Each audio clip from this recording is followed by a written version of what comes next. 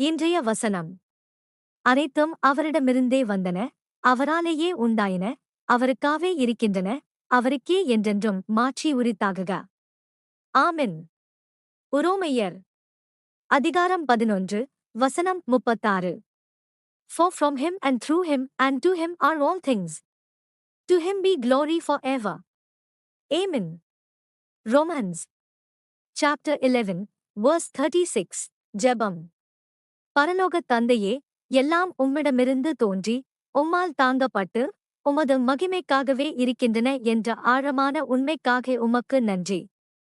எங்கள் வாழ்க்கை எங்கள் சொந்த நோக்கங்களையோ அல்லது விருப்பங்களையோ சுற்றியே சுழல்வது போல் வாழும்போது எங்களை மன்னியுங்கள்.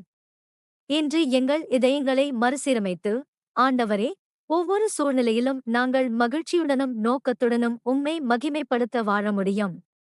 எங்கள் வாழ்க்கை உமது நன்மை, கிருபை மற்றும் மகிமையை தெளிவாக பிரதிபலிக்கட்டும். இயேசுவின் மகத்தான மற்றும் இறையாண்மையுள்ள நாமத்தில் நாங்கள் ஜெபிக்கிறோம். ஆமென்.